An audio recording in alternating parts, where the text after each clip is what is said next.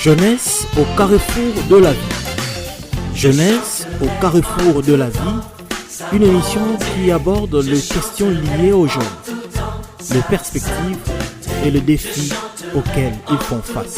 On peut être intelligent, mais notre intelligence ne suffit pas. Et on doit aussi ajouter la spiritualité, donc être aussi spirituel. Donc on essaie un peu de mélanger la spiritualité et les études. Parce que lorsque un élément manque, on risque de faillir. Un des principaux défis, c'est le choix d'amis, de ses amis. Et je parlerai aussi du choix de distraction. Quel genre de distraction les gens avec qui nous sommes préfèrent. Jeunesse au carrefour de la vie, une émission du Centre chrétien de préparation à la vie, une branche de l'organisation Union pour l'humanité et le développement des villages, UHDV, animé par le frère Jean Bosco Inyamweni. Pour tout contact, 085 11 75 006 085 11 75 006.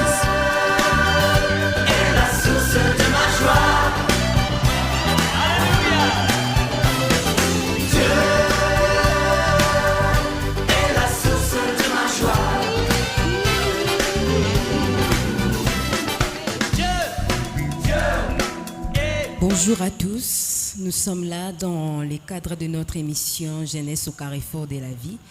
Très spécialement aujourd'hui, nous sommes là sous format conférence.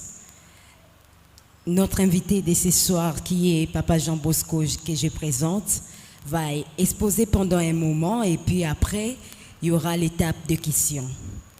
Papa Jean, bonjour. Bonjour, c'est René Spemba, c'est la mission Jeunesse au carrefour de la vie. Et nous sommes là avec le jeune que nous avons invité. Nous sommes reçus dans un beau cadre du Centre Baptiste francophone d'Oxadeo. Et aujourd'hui, nous voudrions parler du choix du conjoint. Comment s'y prendre. Et ça, c'est très important.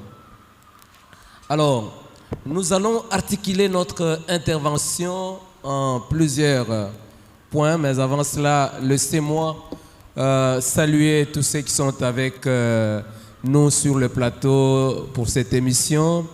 Je voudrais saluer le frère Daniel. Bonjour frère Daniel. Bonjour papa.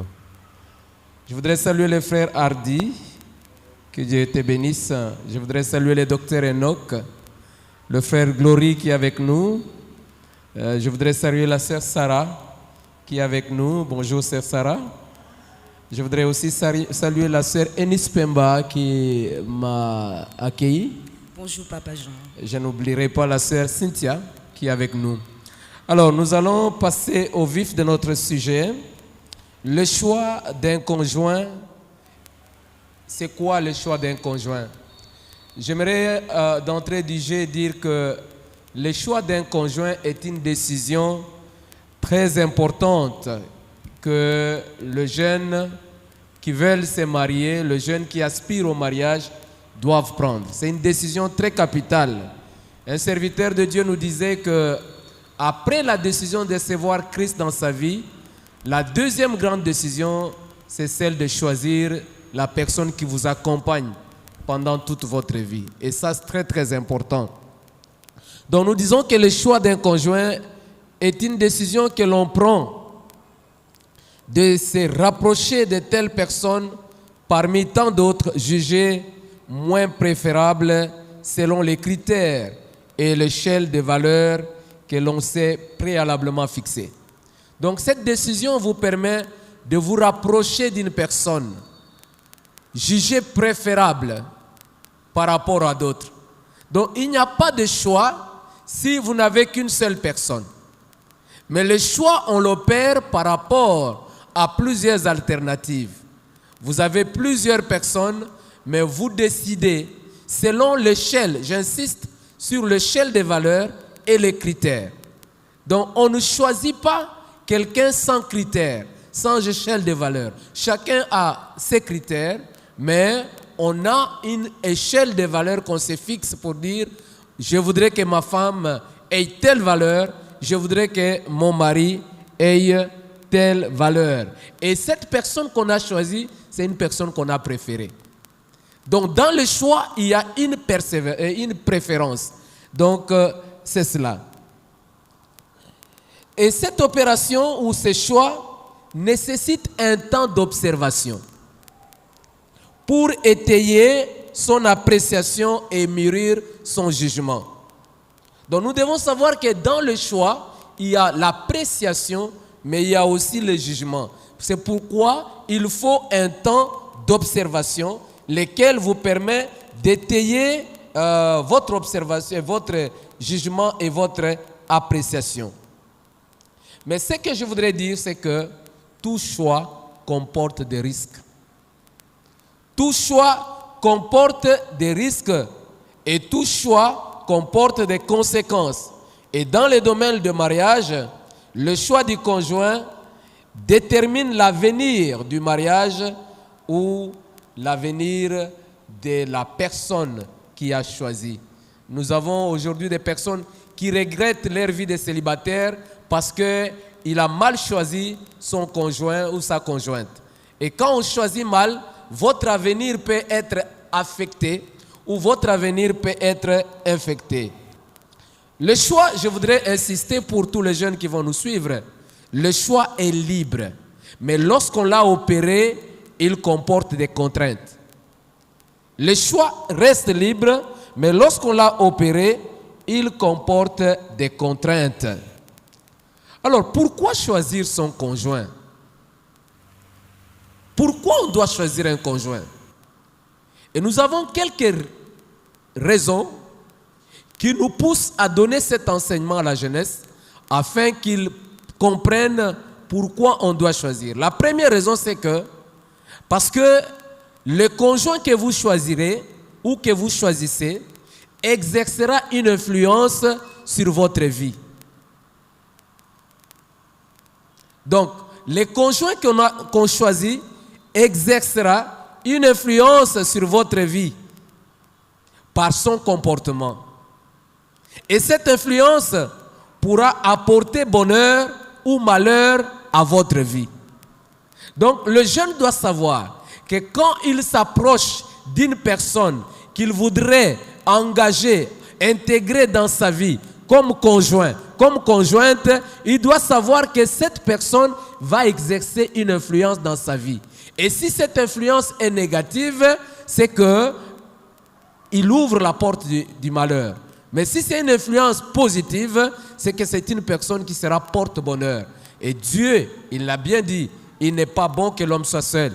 Et la Bible déclare que celui qui trouve une femme trouve le bonheur dans la mesure où il opère un bon choix. Deuxième raison, parce que nous sommes limités et que nous avons besoin de l'autre pour que notre vie soit complète. L'homme est limité.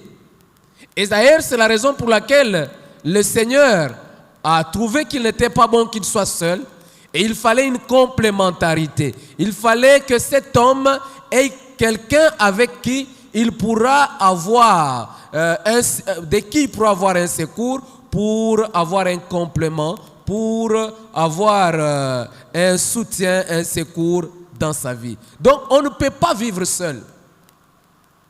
Donc, ça c'est une des raisons pourquoi nous devons choisir un conjoint, parce que nous avons besoin pour notre vie que nous ayons quelqu'un qui vienne nous aider afin que notre vie soit complète. Troisième raison, pour nous démarquer des autres, garder notre identité, notre moi et notre personnalité. J'ai choisi un conjoint, ce n'est pas quelqu'un qui le choisit à ma place. Ce n'est pas quelqu'un qui choisit pour moi la femme. Mais je voudrais me démarquer pour que mon choix reflète ma personne. Ça, c'est très important. Il y a des gens qui n'ont jamais choisi leur conjoint, mais qui se sont vus mariés parce que influencés par tel. Quand un choix vous a été influencé, vous n'avez pas été le maître de ce choix-là. Mais nous devons choisir pour que nous puissions exprimer notre propre personnalité et notre propre identité, afin de ne pas subir le choix des autres. Quatrième raison, c'est pour orienter notre comportement. Et c'est très important.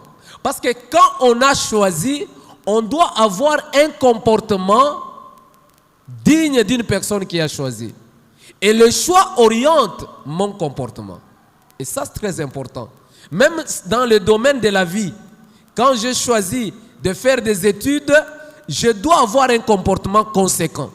Quand vous avez choisi une jeune fille, vous avez choisi un jeune homme, vous devez avoir un comportement conséquent parce que le choix que vous avez fait doit orienter votre comportement. Alors là, nous passons au deuxième point. Quelles sont les conditions d'un bon choix? Parce que nous avions dit, notre thème c'était le choix du conjoint, comment s'y prendre. La première condition, c'est la prière. La Bible déclare, celui qui trouve une femme trouve le bonheur. Mais elle ajoute, et ça c'est très important, c'est une grâce qu'il obtient de la part de l'Éternel. Donc une bonne femme, un bon mari, nous devons le savoir, c'est une grâce. Et ça c'est très important. Deuxième condition, être libre et maître de son choix. Ce n'est pas les parents qui choisissent.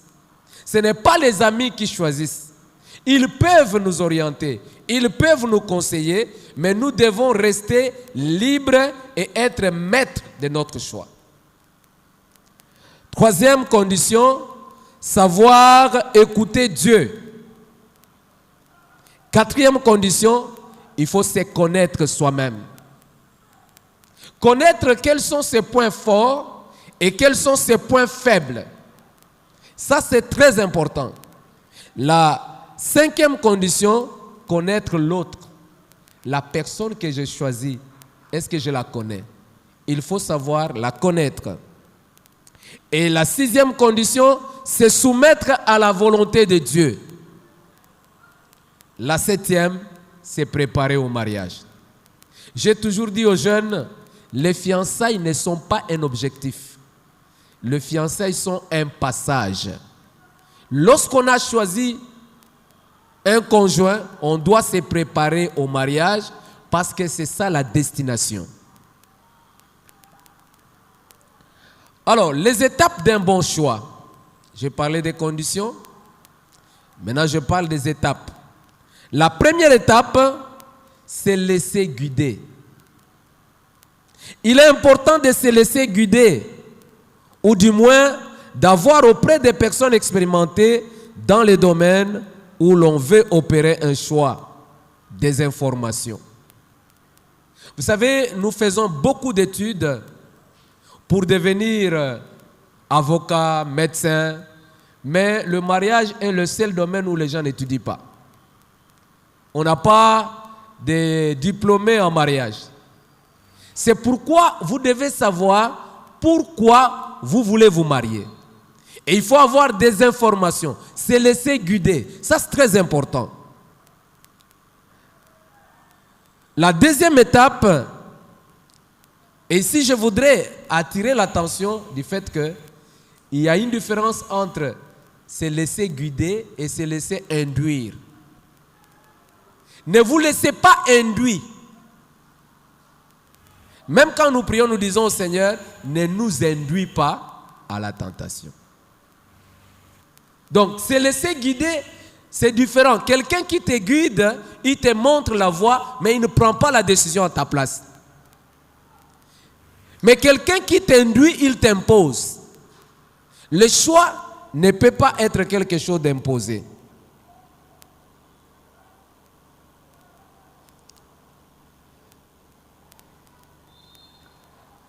Après les étapes, l'étape suivante, c'est analyser les informations. Parce que quand vous vous laissez guider, vous avez un certain nombre d'informations sur le mariage, sur la personne que vous voulez choisir.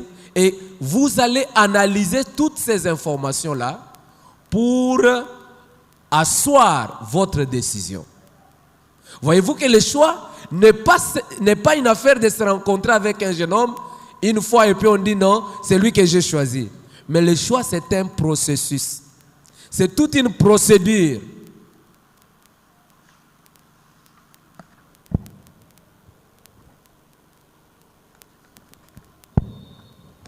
Alors, dans le choix, lorsqu'on opère un choix, vous devez vous mettre devant ce que j'appelle les triangles de lumière. Au sommet du triangle, il y a la vision de soi. Comment vous vous voyez vous-même?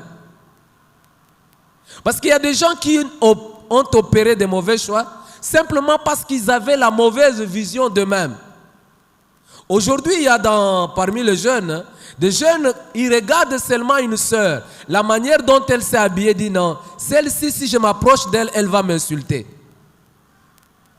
Parce qu'il se voit lui-même trop petit par rapport à la sœur. Il se voit comme les enfants d'Israël se sont vus dans la terre promise. Ils disent à Moïse, nous étions devant ces gens-là comme des sauterelles. Quelle est la lecture que vous avez de vous-même? Si vous avez une mauvaise lecture de vous-même, vous risquez d'opérer un mauvais choix. Il y a des hommes qui ont épousé des femmes qui n'ont pas aimé sur le plan physique, mais simplement parce qu'ils se sont dit, nous n'avons pas la possibilité d'aborder celle que nous aimons. La vision de vous-même. Si vous avez une mauvaise vision de vous-même, vous allez opérer les mauvais choix. Même dans le domaine de l'amour, la Bible nous dit d'aimer notre prochain comme qui? Comme nous-mêmes. Quelqu'un qui ne s'aime pas, il ne peut pas aimer son prochain. Quelqu'un qui a une mauvaise appréciation de sa personne, il y a des gens qui n'ont pas l'estime d'eux-mêmes. Mais quand vous ne vous estimez pas, vous trouvez que vous êtes bon à rien, mais c'est déjà dangereux parce que lorsque vous allez opérer des choix, c'est en fonction de la valeur que vous vous donnez que vous allez opérer des choix. Ça, c'est très important. À la base du triangle, au sommet, nous avons la vision de vous-même, la manière dont vous vous considérez vous-même. Et à la base, du côté gauche, nous avons la vision des autres. Comment vous regardez les autres? Oui, toi qui vas me suivre ou qui me suis par la chaîne YouTube, comment tu regardes cette personne-là qui fait battre ton cœur? Si tu la regardes trop supérieure, tu ne sauras pas t'approcher d'elle. C'est comme ça que les enfants d'Israël ont conclu qu'ils ne peuvent pas aller à la terre promise parce qu'il y a des géants. Parfois, le problème de choix, c'est nous-mêmes qui nous mettons des limites et qui choisissons des choses qui ne sont pas à notre niveau, à notre hauteur, simplement parce que quand nous regardons les autres, nous les trouvons très supérieurs et nous disons nous ne pouvons pas nous approcher d'eux. Et généralement dans le domaine du mariage, aujourd'hui, il y a de jeunes gens, quand ils regardent une sœur, ils regardent sa famille, ils se regardent lui-même, ils regardent sa paire de chaussures qui a la pointe en haut comme s'il annonçait l'enlèvement de l'église. Et finalement, il se dit non, celle-là, non, je ne peux pas m'approcher. Sarah, non, elle va m'insulter. Et pourtant, la sœur attend. Et parfois, les sœurs sentent. Elles sentent que ce monsieur veut s'approcher, mais il est hésitant. Mais malheureusement, dans leur éducation, elles ne peuvent pas vous provoquer. Et de l'autre côté, c'est la vision du monde. La vision du monde. Comment vous regardez le monde? Il y a des gens qui se disent non. Hein, papa, naba héros, naba passion, na crise. Ah mais moi y'a pas l'héros exaté. Mais tu vas te marier quand? Parce que le monde restera monde. Et toi, tu ne vas pas organiser ton mariage dans le ciel. Un homme sérieux, c'est celui qui sait saisir le temps. Saisissez votre temps, même si les temps sont difficiles, mais quand vous avez saisi les vôtres, Dieu les facilite. Et ça, c'est très important. Donc, je parlais de ce triangle, la manière dont vous vous considérez, vous vous voyez vous-même, la manière dont vous voyez la personne que vous voulez approcher, comment vous la voyez, et la manière dont vous voyez les choses. Il y a des gens qui pensent que, en tout cas, lui, pour se marier, il faut qu'il soit d'abord nommé ministre. Non. J'aimerais vous dire que moi, je me suis marié, j'étais un simple enseignant. Et je n'avais même pas un salaire de $100. Les gens regardent, non, actuellement la dot est devenue difficile. Et conséquence, les jeunes commencent à s'engrosser entre eux parce que la dot est devenue difficile, il faut entrer par la fenêtre. Non. Non. La dot peut être difficile, mais la Bible déclare que Dieu est notre pourvoyeur. Ça, c'est très important.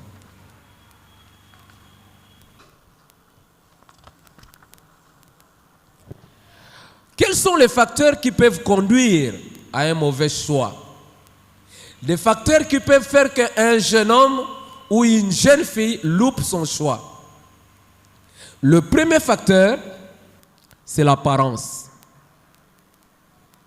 L'apparence. On regarde l'apparence de la personne ou on regarde son apparence à soi et à ce moment-là, on tape à côté. Il est vrai que le démarreur de l'amour conjugal, c'est l'amour érotique. Vous ne pouvez pas prendre en mariage un homme ou une femme qui ne vous attire pas sur le plan physique. Mais ce n'est pas la seule condition. Il ne faut pas plus vous fier à l'apparence, parce que l'apparence est trompeuse. Et ça, c'est très important. Quand vous regardez l'apparence, vous risquez d'opérer un mauvais choix. Deuxième chose, c'est la nostalgie. La nostalgie. Il y a des gens qui sont très nostalgiques. Il a vu la manière dont sa cousine a opéré son choix et il pense que lui aussi devrait opérer le même choix. Non. Il y a des jeunes qui vous disent, papa, non. Nga, il faut qu'on a bala mungala, bangala balingaka. Non, ce ne sont pas tous les bangala. Il ne faut pas rester nostalgique. Parce que la nostalgie peut faire en sorte que vous puissiez louper votre choix. Troisième facteur, c'est l'envie. L'envie. Tenir à choisir simplement parce que mon ami a choisi. Alors que ce n'est pas un besoin. Quand c'est une envie, vous risquez de faire un mauvais choix. Attendez votre temps et attendez le temps de Dieu. C'est très important. Quatrième, c'est la peur. La peur. Vous regardez votre âge, il est déjà avancé, et vous vous dites ici, je risque de coiffer la Sainte Catherine. Et finalement, vous allez opérer un choix poussé par la peur de ne pas vous marier. La peur. Ça peut être aussi l'homme. La peur peut vous conduire à un mauvais choix. Et à ce moment-là, vous allez faire un choix qui va vous apporter, au lieu du bonheur, au lieu de trouver le bonheur, vous allez trouver le malheur. Voilà, en quelques minutes, parce qu'on doit avoir le temps des questions et des réponses, ce que j'avais comme matière exposée pour ce qui concerne comment choisir, comment s'y prendre. Que le Seigneur vous bénisse. Merci infiniment, Papa Jean Bosco, pour cette merveilleuse exposé. S'il y a quelqu'un dans l'Assemblée qui a une question par rapport à ce que nous venons d'entendre là, il peut toujours soumettre cela à Papa. Le débat est ouvert.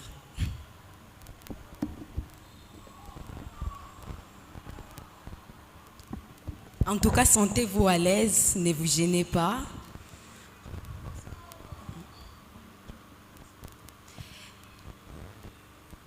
Papa Jean, j'aimerais commencer à vous attendre parler, en tout cas opérer le choix d'un conjoint commence à faire peur. Oui. Pourquoi? Parce que ça nécessite beaucoup de choses. Il faudrait écouter Dieu, il faudrait attendre son temps, tout ça. Parmi nous, il y a même certains qui peuvent se poser la question, comment est-ce que nous saurons que c'est mon temps de pouvoir s'engager? Oui, Dieu parle tantôt d'une façon, tantôt d'une autre. Et la plus grande chose que le Saint-Esprit fait dans nos vies, c'est la conviction. Quand le temps est là, le Saint-Esprit dépose à vous et le fardeau et la conviction. Ça, c'est très important. Ne dites pas que ça fait peur, non. Le mariage n'est pas une petite décision. Vous savez, moi, j'ai fait des études financières, j'ai fait l'IEC. Quand vous faites un cycle de licence, vous êtes déjà averti que si vous ne reprenez pas, vous ferez combien d'années? 5 ans. Mais dans le mariage, ce n'est pas le cas, on s'engage pour la vie. On s'engage pour la vie. C'est la raison pour laquelle vous devez faire beaucoup d'attention quand vous voulez vous engager au mariage. Oui, c'est vrai, il ne faut pas avoir peur. Mais il faut y aller avec l'assurance du Seigneur. Mais il faut y aller en connaissant la personne, en vous connaissant vous-même. Vous n'allez pas prendre en mariage un homme parfait. Parce que dans l'homme, il y a des défauts, il y a des qualités. Mais il faut mettre dans la balance les deux. Pour que vous ne puissiez pas dire un jour, si je savais, ça fait déjà trop tard. Donc, un mariage peut briser votre vie, tout comme un mariage peut la rendre heureuse. Et ici, notre objectif, notre souhait est que lorsque le jeune arrive à ce moment de choisir un conjoint, que ce soit un conjoint bénédiction et non un conjoint malédiction. Malheureusement, il y a beaucoup de mariés qui vivent cette expérience où au début, vous savez, vous pouvez avoir la plus belle femme du monde, mais quand vous n'avez pas la paix avec cette femme-là, même sa beauté, vous ne la verrez plus. Même sa beauté ne vous dira plus rien. Donc ça, c'est très très important. Donc n'ayez pas peur, mais engagez-vous avec tous les conseils que je vous ai donnés ici. Si vous remarquez que ça ne va pas, le monsieur, ce n'est pas lui, mais arrêtez-vous. Vaut mieux rompre les fiançailles que d'aller rompre un mariage. Vous savez, quand vous voulez rompre les fiançailles, il n'y a aucune procédure judiciaire. Ça se rompt comme ça a commencé. Mais ce n'est pas la même chose avec le mariage. Merci, Papa Jean. Il y a le frère Glory. Merci, la sœur Eunice.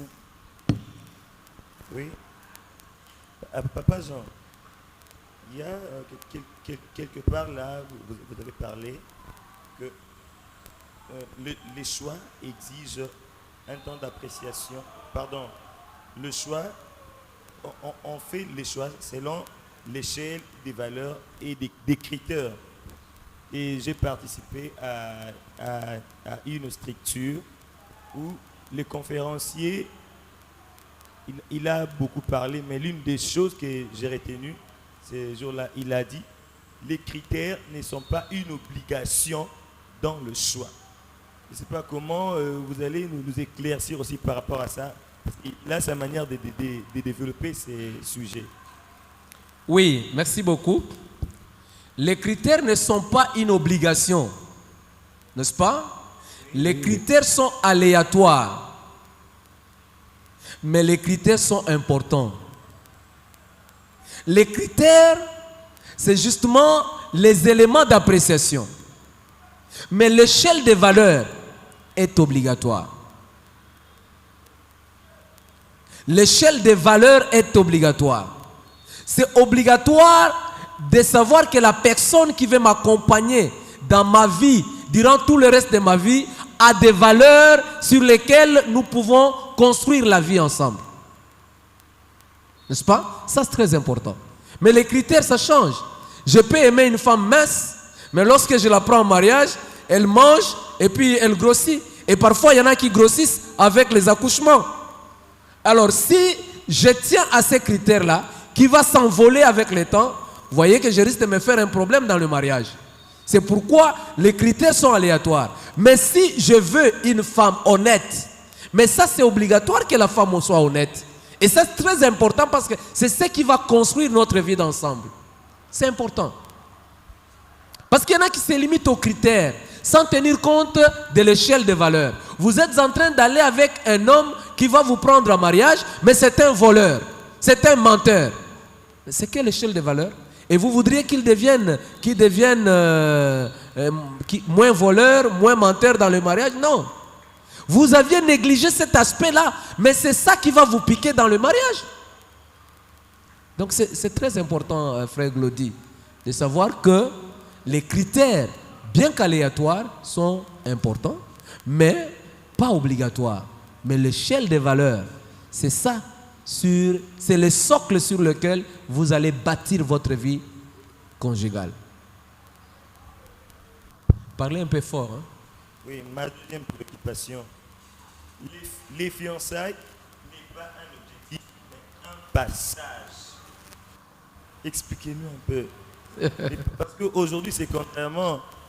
Quand nous voulons rendre la relation quand même officielle devant l'église, devant la famille, sur ces points-là des fiançailles, ça devient une obligation pour arriver au mariage.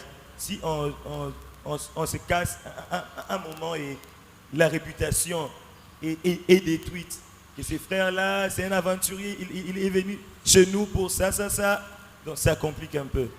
Oui, merci beaucoup. J'aimerais prendre le dernier volet avant de revenir au premier volet. Vous savez que c'est vrai, les fiançailles peuvent se casser, mais l'amour, c'est un investissement. Quand vous cassez les fiançailles, vous laissez des blessures. Et vous diluez l'amour de l'autre.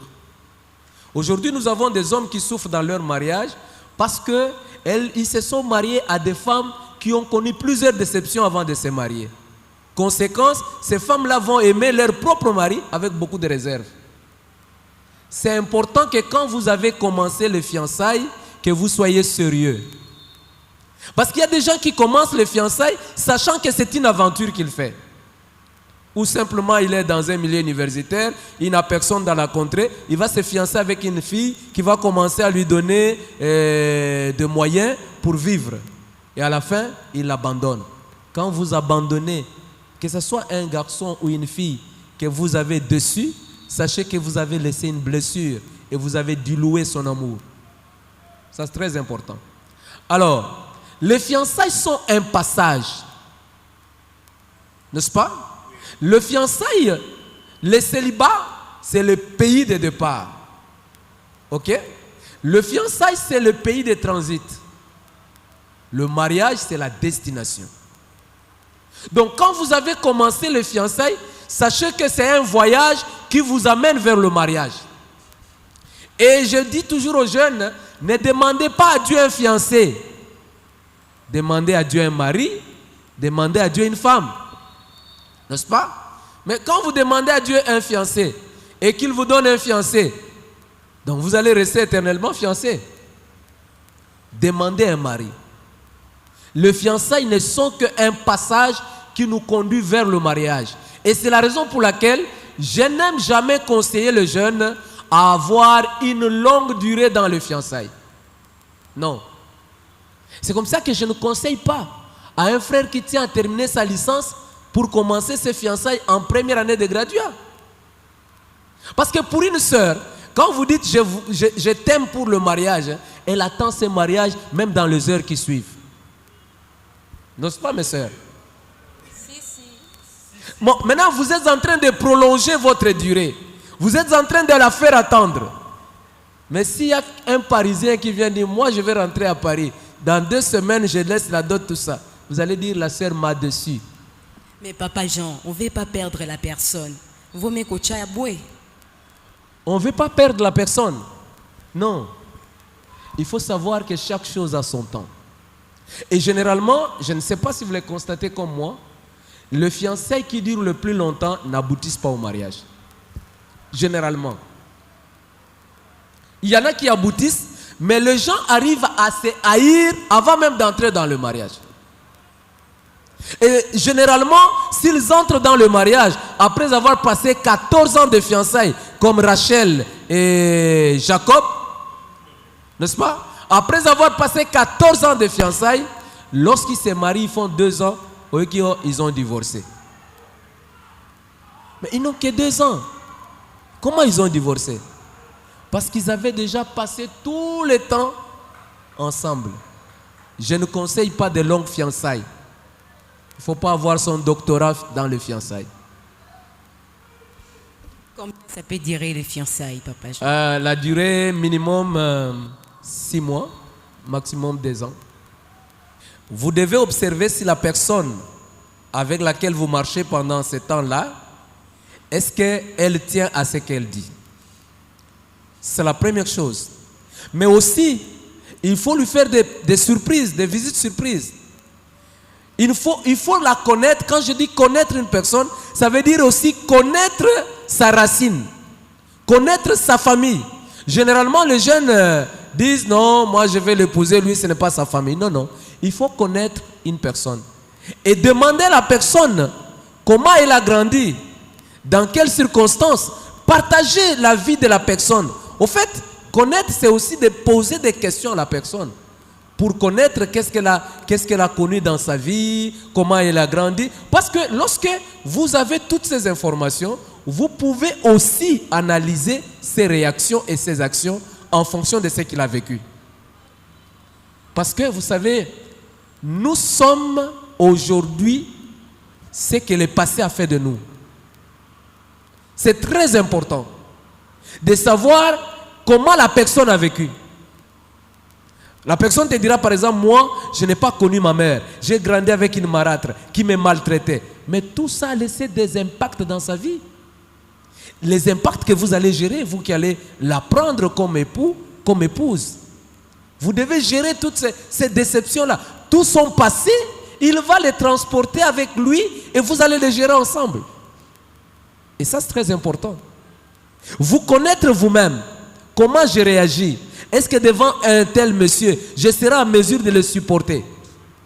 Parce que dans la définition de l'amour, quand Paul définit l'amour, il dit que l'amour pardonne, l'amour supporte. On ne supporte pas ce qui nous fait de la joie. On supporte ce qui nous fait mal. Et c'est là où la plupart des jeunes échouent leur mariage, parce qu'ils pensent que le mariage c'est toujours la joie. Mais il y a aussi le verbe supporter et pardonner qui vous accompagne dans le mariage. Les facteurs qui rassurent que c'est la personne, je parlais de l'échelle des valeurs. Les valeurs qui sont dans la personne et la conviction qui vous accompagne. Ça c'est très important. Ne vous mariez, la Bible nous dit que ce que nous faisons qui n'est pas le fruit d'une conviction est un péché. Donc quand vous n'avez pas la conviction, n'y allez pas. Et ça c'est très important. Je sais que pour les garçons, généralement, quand un garçon se prononce devant une fille, il a eu le temps de l'observer. Généralement. Et les filles, c'est elle qui a besoin. Malheureusement, aujourd'hui, quand un garçon aborde une fille, et la fille, au lieu de prier, de chercher la face du Seigneur, elle va se mettre à rendre grâce. Et c'est après qu'elle va se dire, il ne fallait pas rendre grâce, il fallait prier. Ça, c'est très important. Le plus important, c'est l'échelle des valeurs et la conviction. N'est-ce pas? C'est très important. Merci beaucoup, Papa Jean, pour l'esprit du jour. Il dit que le choix exige le temps d'observation pour apprécier et juger. J'aimerais savoir comment s'est fait cette observation. En étant loin de la personne ou en contact déjà la personne? Ah, merci pour la question, c'est une très bonne question. Parce qu'aujourd'hui, nous avons même l'amour à distance. Non, on ne peut pas, l'amour érotique en soi, parmi les exigences de l'amour érotique, il y a ce que nous appelons la disponibilité. C'est difficile d'apprécier quelqu'un à distance. C'est difficile d'apprécier quelqu'un par correspondance. Je pense que cela exige quand même un temps où on est ensemble. Peut-être qu'on a commencé ensemble, on a eu le temps de la connaître, de l'apprécier, de l'observer, et peut-être que la personne a voyagé, là ça peut se justifier. Mais c'est difficile, parce qu'aujourd'hui nous vivons des cas où il y a des couples qui se forment, mais les gens commencent leur fiançailles dans le mariage. C'est-à-dire on commence à s'observer dans le mariage, et ça complique les choses dans le mariage. C'est très important que ça soit ensemble, où il n'y ait pas un écart entre les personnes qui doivent se choisir l'un pour l'autre, surtout que c'est pour la vie. Merci beaucoup, Papa Jean. Une dernière question. Alors, quel est le cadre idéal pour faire son choix? l'église, l'université, l'école, en cours de route, ou ça dépend d'un cas à l'autre? Il n'y a pas un cadre que je peux appeler d'idéal. Le cadre idéal, c'est l'opportunité que Dieu a donnée. Parce qu'il est le maître de tout, des circonstances et des temps. Le cadre, c'est le temps de Dieu. Et savoir saisir l'opportunité que Dieu donne. Ça peut être à l'université, ça peut être en cours de route. Mais quand quelqu'un vous aborde en cours de route, ce n'est pas ça le choix. Je dis toujours que le choix pour le mariage, il est confirmé le jour du mariage. C'est là qu'on a choisi son mari. C'est là qu'on a choisi sa femme. Tout le temps de fiançailles, c'est le processus du choix. C'est le jour du mariage qu'on a vraiment choisi. Parce que à ce moment-là, on ne peut plus reculer. On ne peut plus faire marche arrière. Mais pendant tout le temps de fiançailles, on peut renoncer. Donc le choix du conjoint s'opère le jour du mariage. De manière définitive, c'est le jour du mariage. Merci beaucoup, Papa Jean. Ma préoccupation, je me pose une question vraiment qui me passe sur la tête. Je veux savoir comment on peut prendre la décision de prendre quelqu'un pour qui on vit dans 6 mois. C'est vraiment incompréhensible, c'est vraiment compliqué. Comment? Est-ce qu'il y a une étape qui vient après ou seulement le 6 mois là vraiment définit le reste de la vie? Merci beaucoup. En matière de choix, ce n'est pas comme de la mathématique 1 plus 1 égale 2. Chacun a une expérience. J'ai dit la durée minimum, c'est 6 mois, maximum 2 ans. Je l'ai dit. Parce que je connais aussi des personnes qui se sont mariées sans passer par le temps de fiançailles. Dieu reste le souverain. C'est pourquoi j'insiste sur écouter Dieu. Par exemple, il y a des filles à qui, par exemple, Dieu peut dire tel garçon, en tout cas c'est celui-là ton mari. Mais elle se dit, je ne peux pas aller poser les problèmes, dire au garçon, Dieu m'a dit que c'est toi. Elle prie. Et le garçon vient pour dire, le Seigneur me convainc que c'est toi. Qui a eu la conviction avant l'autre? C'est la fille, non? Mais à quoi sert-il de dire au garçon, laisse-moi le temps d'aller prier? Parce que toi, tu as eu cette conviction avant les garçons. Immédiatement, il va dire oui. Parce que la demande du garçon se trouve être la confirmation de ce que Dieu lui a dit. N'est-ce pas? Donc, dans la matière qui est une matière divine, on ne donne pas des formules comme si c'était de la mathématique. Chacun a une expérience. Mais moi, je dis, répondant à la question, que la durée minimum des fiançailles pour s'observer, je peux encore comprendre 6 mois. Et si vous dépassez, 2 ans. Pourquoi? Parce que les fiançailles sont une pente glissante. Vous réveillez les sentiments. Quand vous regardez une fille ou une sœur que vous voulez épouser, vous ne la regardez pas comme toutes les autres sœurs. Hein? N'est-ce pas? Vous la regardez d'un œil amoureux. N'est-ce pas? Et à ce moment-là, vous réveillez les sentiments en vous. Alors, ces sentiments, vous ne pouvez pas les entretenir le plus longtemps possible. Sinon, vous allez vous retrouver en train de pousser la Bible par le pied. Vous allez tomber. N'est-ce pas? C'est pourquoi il faudrait que le fiançailles ne dure pas le plus longtemps possible. Sinon, vous risquez de consommer le mariage dans le fiançailles. Merci beaucoup. Nous sommes dans le milieu ecclésiastique, dans l'église. Nous remarquons aujourd'hui que dans le cours des tribunaux, beaucoup de divorces se font au milieu des enfants de Dieu, au milieu de chrétiens. Et si nous regardons bien avant, il venait aussi en disant Dieu m'a dit, en disant Dieu m'a dit. Est-ce que c'est seulement de cette manière qu'il faut procéder pour le choix d'un conjoint? Parce que si je regarde, je reviens un peu en arrière, on peut voir nos arrière-parents, d'autres priaient même pas, ne connaissaient pas Dieu, mais ils ont fait des bons choix, ils ont demeuré dans le mariage malgré le fléau, ils ont résisté dans le mariage. En vous entendre parler, c'est comme si il faut nécessairement, oui, en étant chrétien, prier, chercher la volonté de Dieu, mais d'autres là qui ne connaissent pas Dieu, qui font de bons choix, qui sont aussi des exemples à suivre dans le mariage, que tant d'autres chrétiens qui se divorcent. Comment peut-on expliquer cela? Comment? Merci beaucoup pour la question. J'aimerais vous dire que Dieu n'aime pas que les chrétiens. Dieu aime aussi les non-chrétiens. Et ça, c'est très important.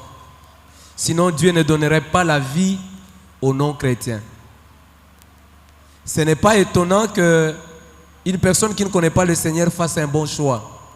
Parce que l'amour de Dieu est sur tout le monde. Et ça, c'est très important. Alors, la plus grande question ou la plus grande préoccupation, comment les chrétiens échouent-ils dans leur mariage alors qu'ils ont écouté Dieu? Et ça, c'est très important. C'est ce qui parfois est décevant. Qui fait qu'aujourd'hui, la plupart des hommes disent autant épouser une païenne qu'une chrétienne. Et les sœurs disent autant épouser un païen qu'un chrétien. Parce que même les païens, lui, il est ouvert, il fait ces choses, mais les chrétiens se cachent. Oui, ça c'est une question qui remet en cause même la foi chrétienne. C'est très important. Mais je dis toujours aux sœurs, si un frère vient te dire Dieu m'a dit, dis-lui en tant que Dieu me dise aussi. Et ça c'est très important parce qu'aujourd'hui, la plupart des sœurs se font prendre dans un piège. Dieu m'a dit. Et je dis toujours aux frères, oui, même si c'est Dieu qui t'a dit, mais est-ce que c'est Dieu qui viendra aimer? Non. Je pose souvent la question aux jeunes, pourquoi tu veux te marier? Il y en a qui me disent, non, je veux me marier parce que la Bible dit, il n'est pas bon que l'homme soit seul. Non, ce n'est pas ça la raison du mariage. Même vous ici, si vous posez la question, vous voulez vous marier? Oui, pourquoi? Pourquoi vous voulez vous marier? Le problème, c'est que la plupart des gens veulent se marier pour eux-mêmes. Je veux me marier parce que je suis fatigué de laver mes pantalons. Je veux me marier parce que j'ai besoin d'une femme qui vienne mettre de l'ordre dans ma maison. Je veux me marier parce que j'ai besoin d'une femme qui vienne faire les travaux ménagers chez moi. Mais si vous avez besoin de quelqu'un pour les travaux ménagers, vous n'avez pas nécessairement besoin d'une femme, vous avez besoin d'une bonne. Et c'est comme ça que les gens ont épousé des bonnes. En réalité, la femme n'est pas une épouse, mais c'est une bonne. Lorsqu'elle n'est pas en mesure de faire tous les travaux pour lesquels il a pris en mariage, elle devient une mauvaise femme. Il faut la répudier. Parce qu'en réalité, la personne ne cherchait pas une épouse. La personne cherchait une bonne. Et derrière une épouse, elle voyait une bonne. Les raisons pour lesquelles nous nous marions peuvent compliquer notre mariage si ce ne sont pas des bonnes raisons. Vous savez la bonne raison pour laquelle on se marie? Frère, vous allez vous marier, n'est-ce pas? Pourquoi? Ah! Vous voyez, ça remet en question. Ça remet en question. Il faut savoir pourquoi on veut se marier. Quand on veut faire quelque chose, il faut savoir le pourquoi de la chose. Sinon, on la fait mal. Et la plupart des personnes se marient pour eux-mêmes. Je suivais un pasteur qui parlait de l'amour du poulet. Vous l'avez déjà suivi? Vous aimez manger le poulet, non? Mais quel est l'intérêt que le poulet a de l'amour que vous avez de lui? Est-ce que le poulet a un intérêt de l'amour de Glody pour lui? Glody peut dire j'aime le poulet. Mais quel est l'intérêt du poulet dans son amour? Aucun. Et c'est comme ça que la plupart des gens se marient. Ils se marient à une femme, mais la femme n'a aucun intérêt dans son amour. Ou l'homme n'a aucun intérêt dans son amour. On se marie pour rendre l'autre heureux. On ne se marie pas pour être heureux. Comprenez? Très important.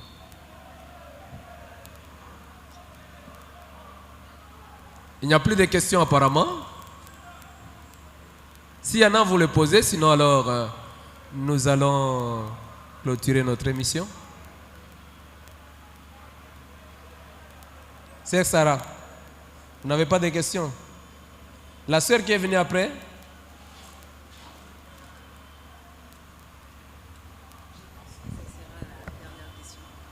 Papa Jean, tout au long de votre exposé, vous avez dit que le choix est un processus. Je prends un exemple. Il y a un homme qui m'approche et qui m'aborde. Je lui dis que je vais réfléchir afin d'analyser, de les connaître pour ne pas faire un mauvais choix. Mais par contre, ces temps-ci, les hommes, lorsque tu lui dis que je vais réfléchir, ils pensent que c'est juste pour le faire passer son temps. Que faire dans ces cas d'espèce? Oui, il ne faut pas subir le choix des autres. Lui, il a eu le temps de t'observer, n'est-ce pas? Et de venir poser son problème. Vous lui demandez d'attendre. Mais quand vous dites je vais réfléchir, ne soyez pas dans la distraction, prenez le temps de réfléchir. Parce que vous voyez, quand un frère vous pose un problème, le problème du mariage, tant que vous n'avez pas encore répondu par un oui ou un non, il est comme suspendu. Il ne peut pas poser ce même problème à quelqu'un d'autre, de peur qu'il se retrouve avec 2 oui, n'est-ce pas? Dans lesquels cas, il est automatiquement, immédiatement jugé d'un aventurier. C'est pourquoi je demande aux sœurs, quand un frère a posé son problème, prenez du temps pour réfléchir, mais que ce ne soit pas une réflexion éternelle. Ayez le temps de venir lui dire, frère, je suis convaincu ou je ne suis pas convaincu. Imaginez-vous que vous preniez 2 ans pour réfléchir. N'est-ce pas? 2 ans pour réfléchir.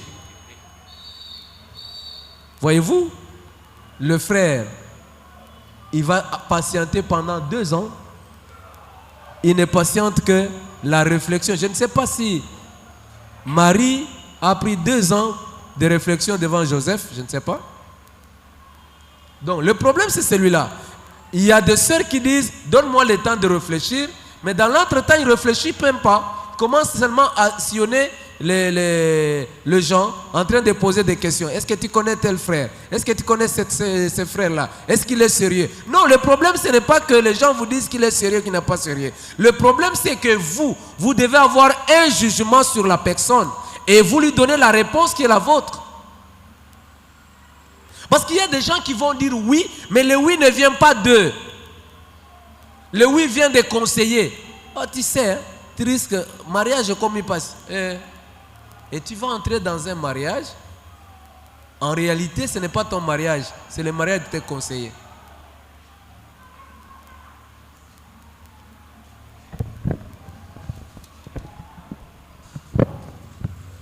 Oui, par rapport à la question, je veux un peu rebondir là-dessus. Comme la sœur a dit, il y a un monsieur qui vous approche et puis voilà, il vous dit ses intentions. Mais vous dites, vous allez réfléchir. Et cependant, vous êtes chrétienne. Alors vous devez poser la question à votre Dieu de vous répondre par rapport à cette préoccupation. Et le temps de Dieu n'est pas le temps des hommes. Dieu ne répond pas aussi rapidement que nous voulons. Ici, il prenait 2 ans. Dieu pour entendre sa voix. Et qu'est-ce que nous faisons à la suite? Je me mets dans la peau d'une femme, hein? Ah, c'est ça. Le problème, ce n'est pas Dieu. Le problème, c'est nous. Le problème, c'est nous. Dieu, son temps, il ne l'élargit pas par rapport à nos besoins. Il dit, ne vous inquiétez de rien, mais en toute chose, faites connaître vos besoins. Ce n'est pas un père irresponsable qui fait fi devant le besoin de ses enfants. Ça, c'est très important. Parfois, Dieu a déjà répondu, mais nous avons été distraits dans sa réponse. Je prends un exemple. Une jeune sœur qui entretient, à qui l'on a posé un problème, dit je vais réfléchir. Dans l'entretemps, la même jeune sœur qui réfléchit pour donner la réponse au frère, cette même jeune sœur plutôt a un fiancé qui est en Europe. Mais elle va élargir son temps avec celui-ci. Aujourd'hui, les sœurs font ce qu'on appelle le système de pinets de réserve. C'est-à-dire que je vais d'abord... Et parfois, elle peut même dire oui. Elle vous dit oui, mais en réalité, vous êtes en réserve. Si l'histoire de l'Europe tient, elle est partie. Non. Quand vous prenez 2 ans pour un projet de mariage, est-ce que vous savez que vous, si c'est une sœur, elle a pris 2 ans de réflexion. On lui a posé les problèmes alors qu'elle venait de terminer sa licence, elle avait déjà 28 ans. 2 ans de réflexion, ça fait 30 ans. N'est-ce pas? Mais est-ce que les sœurs savent qu'elles ont un problème, un rendez-vous avec la ménopause? Et que se marier plus tard dans sa vie, c'est éloigner la possibilité d'avoir une progéniture? Est-ce que les sœurs réfléchissent sur ça? Parce qu'une femme n'est pas féconde durant toute sa vie. À un certain moment, elle ne peut plus avoir des enfants. C'est comme ça que les gens se marient, commencent un problème déjà de stérilité. Pourquoi? Parce qu'on se marie à 40 ans, 43 ans. Déjà scientifiquement, il est prouvé qu'à partir de 35 ans, les accouchements deviennent des accouchements dangereux pour une femme. Est-ce qu'on réfléchit sur ça? Est-ce que les parents réfléchissent sur ça? Il y a aujourd'hui des parents qui vous diront non, ma fille doit d'abord terminer la licence. Et la fille qu'on attend terminer la licence, elle double chaque année. Est-ce que les parents réfléchissent que cette fille-là qui double chaque année, elle est en médecine, au lieu de faire 8 ans, elle va faire 16 ans et elle a un rendez-vous avec la ménopause? Et si cette fille n'a pas d'enfant dans sa vie, qui lui auront rendu mauvais service? Vous comprenez? Donc n'élargissez pas le temps. Le temps ne nous appartient pas. Hein, jeune sœur? Ça ne vous appartient pas. Ne vous regardez pas au miroir, vous dites je suis encore belle, j'ai encore le temps. Vous n'en avez pas. Je pense que j'ai répondu à votre question. Bon, j'ai une préoccupation encore. Ma question est celle-ci. Nous savons bien que le passé finit toujours par nous rattraper. Mais dans le cas où la sœur a fait des avortements et tout dans le passé, et ça a causé des inconvénients dans son corps et tout, et qu'ils arrivent dans les fiançailles, elle n'arrive pas à dire toute la vérité à l'homme. Et ils se sont mariés, ils arrivent à la maison, ils n'arrivent pas à avoir des enfants. Mais elle-même, elle sait que c'est dans le passé qu'elle avait eu à faire des avortements et tout, et ça a causé cela. Alors dans ces cas-là, que conseilleriez-vous, que pouvez-vous conseiller à cette fille ou à cette femme dans ces cas-là? Quels conseils pouvez-vous donner? Et la deuxième question est celle-ci, est-ce que les appartenances religieuses peuvent influencer le choix d'une conjointe ou bien d'un conjoint? Très important. La Bible dit il n'y a pas de rapport entre la lumière et les ténèbres. C'est très important. Parce que la plupart des problèmes dans le mariage, vous pouvez négliger l'aspect spirituel, mais l'homme, c'est d'abord un esprit qui vit dans un corps. Ça va vous rattraper. L'aspect spirituel, nous ne faisons pas l'unité spirituelle dans le mariage. Le mariage n'assure pas l'unité spirituelle, l'unité de l'esprit. La Bible dit, ils deviendront une seule chair. Le mariage est avant tout une union charnelle. Mais nous réalisons l'union spirituelle par notre appartenance à Christ. Il est important que nous soyons unis spirituellement parce que nous sommes des esprits qui vivons dans des corps avant que les corps s'unissent. Sinon, ça peut créer des problèmes. Et ça, c'est très important. Alors, la première question que vous m'avez posée, c'est de savoir, bon, la sœur n'a pas dit la vérité. Elle a connu des avortements qui ont fait que elle ne peut plus accoucher. Et vous la prenez dans le mariage. Qu'est-ce que vous faites? C'est la raison pour laquelle j'ai dit que dans les étapes, il faut vous laisser guider.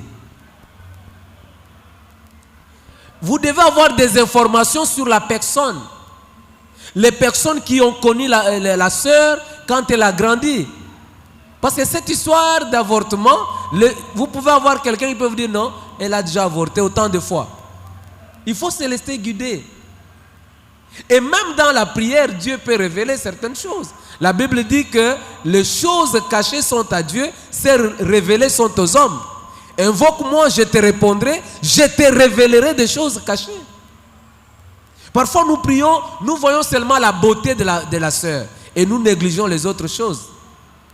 Conséquence, nous allons apprendre certaines choses trop tard. Mais lorsque vous apprenez trop tard, les serviteurs de Dieu vous répéteront un seul verset que l'homme donc ne sait pas ce que Dieu a joint. C'est pourquoi je tiens à avertir le jeune pour que vous ne fassiez pas de mauvais choix. C'est la raison d'être de cette conférence, pour que vous soyez avertis. Parce que lorsque vous tombez sur un mauvais choix, dans le mariage, vous devenez philosophe. N'est-ce pas? Donc, le problème, c'est qu'il faut mettre tous les garde-fous quand vous êtes en train de choisir. Mais quand vous avez déjà choisi, c'est votre choix. Vous l'assumez. C'est pourquoi j'ai parlé qu'il n'y a pas de choix sans conséquence. Alors, Papa Jean Bosco, y a-t-il des choses que l'on doit se dire pendant les fiançailles et d'autres que l'on doit cacher, où il faut se dire toute la vérité, tout en sachant qu'il y a un risque de rupture? Merci, c'est une très bonne question. Il faut se dire toute la vérité. Pourquoi? Pour que le choix ou le consentement de l'un et de l'autre soit libre. Dans le domaine médical, lorsqu'on veut expérimenter une nouvelle molécule, on prend un certain nombre de gens qu'on appelle des cobayes, c'est-à-dire des personnes sur lesquelles on va expérimenter cette nouvelle molécule. On leur fait signer un document que nous appelons les consentements éclairés, où on leur explique les conséquences de ces produits, les conséquences que ces produits peuvent faire sur leur corps. Et quand ils acceptent, ils signent. Le consentement, pour qu'il soit libre, il doit être éclairé. On doit tout dire. Et en droit, quand vous avez pris une décision, alors que on vous a caché des informations qui pouvaient vous amener à dire non, ça s'appelle dol. Et le dol, c'est un contrat qu'on annule de plein droit en droit. Et c'est comme ça que lorsque quelqu'un va en justice pour demander un divorce tout en évoquant le dol, en tout cas le divorce est facilement accordé. Par exemple, la sœur avait un enfant, mais elle l'a caché. Et l'homme dit non, je ne savais pas qu'elle avait déjà un enfant, elle m'a caché la vérité. C'est-à-dire qu'elle a trafiqué les consentements du frère. Donc elle a utilisé les dol, c'est pas bien. Il faut tout se dire, tout alors tout. Et pour avoir toutes ces nouvelles ou toutes ces informations, vous devez apprendre à vous poser des questions. Et même à poser des questions dans l'entourage. Je reviens encore à votre question. Dans l'entourage. Votre femme là, elle a des cousines, non? Celle que vous avez choisie, votre fiancée. Elle a des cousines, elle a des frères, elle a des sœurs. Vous pouvez poser des questions. Peut-être que parmi son entourage, quelqu'un peut vous dire, oui, notre sœur, elle a eu à avorter. Mais vous ne saurez pas que cet avortement ne va plus lui donner la possibilité d'avoir des enfants. Et si vous l'avez accepté, alors qu'elle vous a dit qu'elle a eu à avorter et que vous n'avez pas d'enfant, vous devez assumer. Vous n'allez pas divorcer parce qu'elle n'aura plus d'enfants ou aller chercher des enfants en dehors du mariage. C'est pourquoi je vous dis, la décision du mariage, c'est une décision lourde de conséquences et vous devez faire très attention avant de la prendre.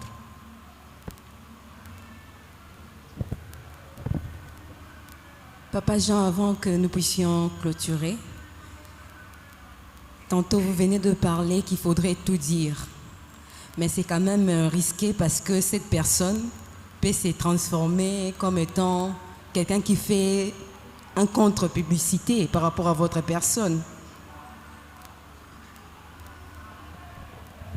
Dans l'amour, il faut être honnête. Parce que même si vous m'avez tout dit et que je dois renoncer au projet, mais nous devons savoir que la personne a droit à sa dignité. Vous ne pouvez pas aller prendre ces informations, les mettre sur la place publique. C'est une infraction sur le plan judiciaire.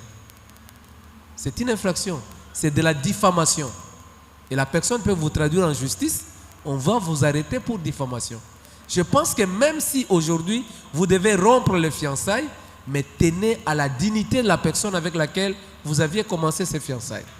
N'allez pas, même si elle est la plus mauvaise des femmes, n'allez pas mettre ça sous le toit pour commencer à crier ce qu'elle est. Non.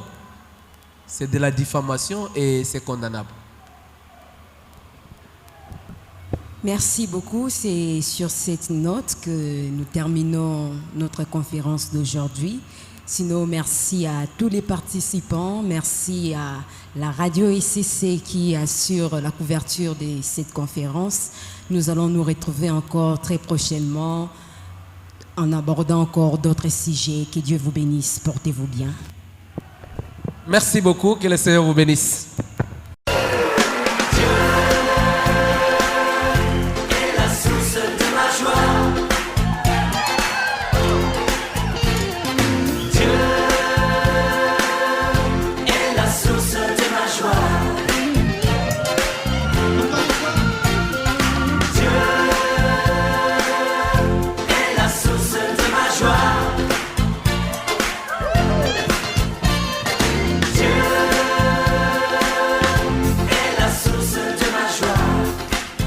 Jeunesse au carrefour de la vie. Jeunesse au carrefour de la vie, une émission qui aborde les questions liées aux jeunes, les perspectives et les défis auxquels ils font face. On peut être intelligent, mais notre intelligence ne suffit pas. Et on doit aussi ajouter la spiritualité, donc être aussi spirituel. Donc on essaie un peu de mélanger la spiritualité et les études. Parce que lorsque un élément manque, on risque de faillir. Un des principaux défis, c'est le choix d'amis, de ses amis. Et je parlerai aussi du choix de distraction. Quel genre de distraction les gens avec qui nous sommes préfèrent. Jeunesse au carrefour de la vie, une émission du Centre chrétien de préparation à la vie, une branche de l'organisation Union pour l'humanité et le développement des villages, UHDV, animé par le frère Jean-Bosco Inyamweni. Pour tout contact, 085 11 75 006 085 11 75 006.